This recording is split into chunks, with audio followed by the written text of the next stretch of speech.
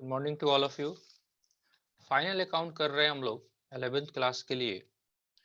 उसमें एक इलस्ट्रेशन आया है, उसको थोड़ा सा डिस्कस करते हैं। Illustration number 15, right.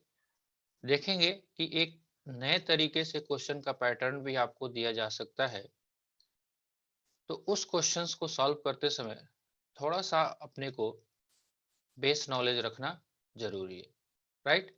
चलिए अगर हम बात करें तो ये जो क्वेश्चंस है आपके सामने दिख भी रहा है, अगर ध्यान से देखिए तो इसमें क्या किया है, थोड़ा सा कंबाइंड फॉर्म में इंफॉर्मेशन आपको दिया हुआ है।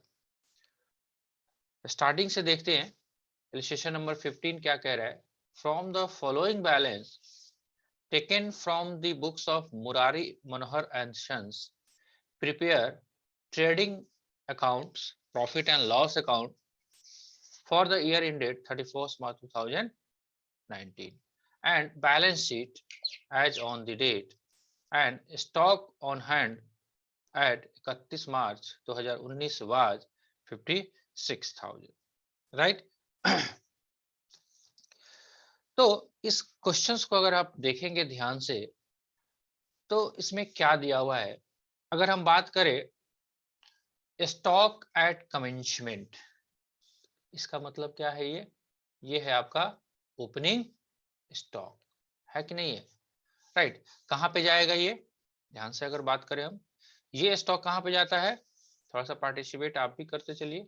ये जाएगा आपके ट्रेडिंग अकाउंट में, जाएगा कि नहीं जाएगा। मेन इंपॉर्टेंट जो है, अगर आपको डाउट आ रहा होगा, इसमें आ रहा होगा, देखिए ये जो दिया हुआ है परचेज एंड सेल्स, अब दोनों दिया हुआ है, राइट। कैसे डिसाइड करेंगे हम लोग परचेज कौन सा है, सेल्स कौन सा है। यहाँ पे दिया हुआ है डेबिट बैलेंस, यहाँ पे क्रेडिट बैलेंस, ऐसे लिखा हुआ है, आप समझ लीजिए। लिखा हुआ है परचेज एंड सेल्स, डेबिट में लिखा हुआ है आपको 1,00,000 रुपीज एंड क्रेडिट में लिखा हुआ है आपका हाउ मच, 1,20,000। क्या आप बता सकते हैं इसमें से परचेज का फिगर कितना है, परचेज का फिगर कितना है, purchase equal to what and sales equal to what, क्या आप लोग बता सकते हैं। हाँ जी, यस और नो, हेलो। Yes sir. हाँ, कौन सा है परचेज का फिगर, परचेज किसको हम बोलेंगे, कौन सा फिगर, 1,00,000 परचेज है या 1,20,000 है। सर अच्छे से नहीं दिखा। 1,00,000। 1,00,000 क्यों, क्योंकि अगर आपने 1,00,000 जवाब दिया, परचेज और सेल एक ही साथ अगर देता है ट्रायल बैलेंस में, तो हमको मालूम होना चाहिए कि जो नॉमिनल अकाउंट है उसके लेजर बैलेंस क्या आते हैं। अगर एक्सपेंडिचर है तो हमारा डेबिट बैलेंस, अगर हमारा वो इनकम है क्रेडिट बैलेंस। तो परचेज जो है वो एक्सपेंडिचर साइड की तरह अगर ट्रीट करोगे तो उसका डेबिट बैलेंस शो करेगा, जबकि सेल्स जो है उसका क्या बैलेंस शो करेगा, क्रेडिट बैलेंस। तो कभी कभी इस टाइप के भी क्वेश्चंस आपको दिए जा सकते हैं, राइट। यहाँ पे रिटर्न्स की भी बात कर रहा है, रिटर्न 2,200 और 3,000 या जो भी है, थोड़ा फिगर कम दिख रहा है, बुक से देख लेंगे आप। रिटर्न्स, अगर यहाँ पे देखें हम रिटर्न्स की बात कर रहा है, यानी कि sales return and purchase returns की बात कर रहा है। डेबिट साइड में दिया हुआ है कुछ अमाउंट, 2,300 या 2,200 है जो भी है, और इधर 3,000। चलिए जी बताइए, एक तो सेल्स रिटर्न होगा और दूसरा परचेज रिटर्न होगा, यही होगा ना, राइट। अगर सेल्स रिटर्न की बात करें, जब सेल्स का बैलेंस आपका क्रेडिट होता है तो सेल्स रिटर्न का बैलेंस कौन सा होगा, डेबिट होगा। यानी कि ये आपका है सेल्स रिटर्न, है कि नहीं है, मानते हो बात को, सेल्स रिटर्न। और ये आपका क्या है, ये आपका परचेज रिटर्न। परचेज सिंपल सा रिटर्न। बात है, सीधी सीधी बात है। वैसे ही एक और भी काम आपको किया गया है यहाँ पे, ड्रॉइंग एंड कैपिटल। आप सोच के देखिए, आप दिमाग में थोड़ा सा जोड़ अगर लगाना शुरू करेंगे आप, तो आपको पता चल जाएगा। Drawing and capital, drawing and capital का दिया हुआ है, तो ड्रॉइंग का आपका डेबिट वाला ड्रॉइंग होगा, ये डेबिट साइड वाला ड्रॉइंग होगा, और क्रेडिट साइड वाला क्या होगा आपका, कैपिटल होगा, होगा कि नहीं होगा, capital. Right. Right, yes sir. Next page ले लेते हैं हम लोग, ड्रॉइंग और कैपिटल आपको दिया हुआ है यहाँ पे। तो ड्राइंग की बात करें हम, तो ड्राइंग कौन सा बैलेंस वाला होगा? यहाँ पे दिया हुआ है फिर से डेबिट बैलेंस और क्रेडिट बैलेंस, ठीक है, डेबिट और क्रेडिट यहाँ पे लिखा हुआ है एक ही साथ, ड्राइंग एंड कैपिटल, राइट। और पैसे दिए हुए, ड्राइंग आपको दिया हुआ है 10,000 और 1,30,000 ऐसे दिया हुआ है। देखो क्या किया, अलग अलग नहीं दिया इस बार आपको, ऐसा नहीं किया कि आपको सेपरेट कर दिया कि ड्राइंग लिख दिया डेबिट में 10,000 और क्रेडिट साइड में ब्लैंक कर दिया, फिर नीचे कैपिटल लिख के आपको क्रेडिट साइड में लिख दिया और डेबिट साइड में ब्लैंक कर दिया। तो थोड़ा सा आपका आईक्यू लेवल टेस्ट भी किया जा रहा है कि आप जब क्वेश्चंस बना रहे हो तो क्या आपको ये सारी चीजें पता है कि नहीं है कि कौन से लेजर के कौन से बैलेंस होते हैं, राइट। तो अगर हम इस एग्जांपल में बात करें तो हमारा ड्राइंग कौन सा होगा? ड्राइंग होगा 10,000 और कैपिटल कौन सा होगा? कैपिटल होगा मेरा 1,30,000। क्यों? ऐसा क्यों? बिकॉज अगर हम ध्यान से देखें तो हमको मालूम हो जाना चाहिए कि कैपिटल का जो बैलेंस होता है वो कौन सा बैलेंस शो करता है? Credit balance, right. ड्राइंग का जो बैलेंस सर होता है वो कौन सा बैलेंस होता है? Debit balance. ये डेबिट सारी चीजें बैलेंस। हम लोगों को मालूम होनी चाहिए, राइट। तो अगर हम बात करें फटाफट, तो एक जो है देखिए रियल अकाउंट जो है, रियल अकाउंट ऑलवेज शो करेगा डेबिट बैलेंस, करेगा कि नहीं करेगा?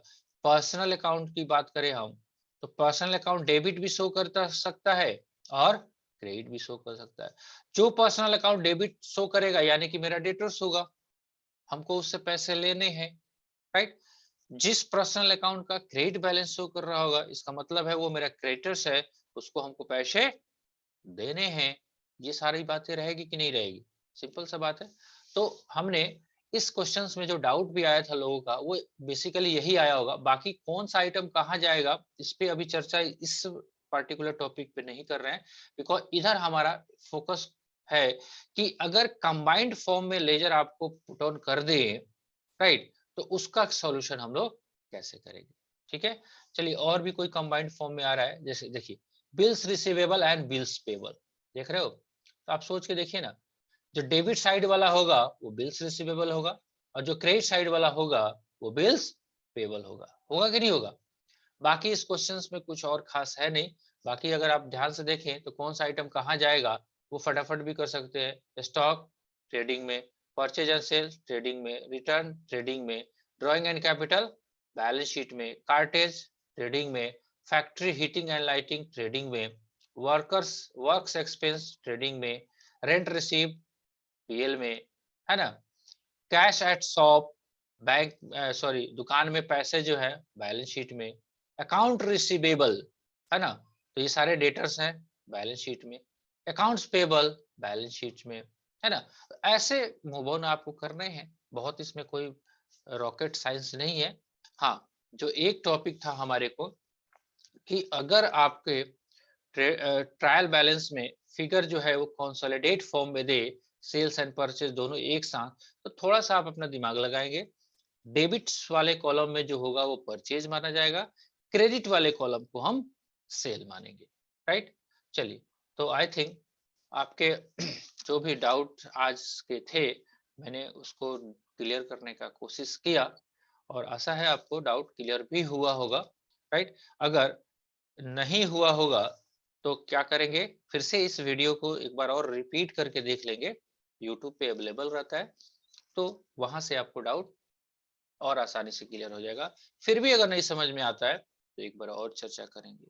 चलिए, इसके अलावा कोई और समस्याएं, क्वेश्चंस जो बनना शुरू हुआ आपका, कहाँ तक क्वेश्चंस कर लिए हैं बाकी लोग? हाँ जी, सर 18 तक। 18 तक, 18 तक किया था। तो आपको इसमें पर्सनली 15 में डाउट नहीं आया था, राइट। चलिए, यस सर। अच्छी बात है। अगर क्वेश्चंस हो रहे हैं तो थोड़ा सा और स्पीड बढ़ाएंगे, जैसे जैसे आप क्वेश्चंस करते जाओगे वैसे वैसे थोड़ा सा एडवांस लेवल भी आते जाएगा। इस पर्टिकुलर चैप्टर में बहुत एडवांस बातें नहीं हो रही हैं, लेकिन जब इसके बाद वाला चैप्टर हम लोग करेंगे विद एडजस्टमेंट, उसमें थोड़ी सी एडवांस लेवल की बातें होगी। तो होप सो अगर 18 तक क्वेश्चंस हो गया है तो अब एक दिन में कम से कम 5 क्वेश्चंस का टारगेट रखिए, 5 और थोड़ा सा स्पीड बढ़ेगा। वैसे नंबर ऑफ क्वेश्चंस कितना दिया हुआ है टोटल आपके बुक में, देखिए तो एक बार टोटल नंबर ऑफ क्वेश्चन इस चैप्टर में।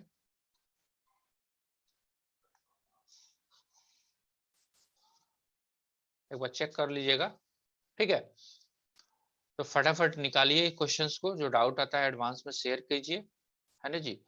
जो समस्याएं आएगी उसको हम लोग देखेंगे आगे के लेक्चर में, ठीक है। और कुछ पूछना है, यस और नो? No sir. चलिए तो आज की क्लास को एंड करते हैं, मिलेंगे हम लोग कल के लेक्चर में, तब तक के लिए गुड बाय।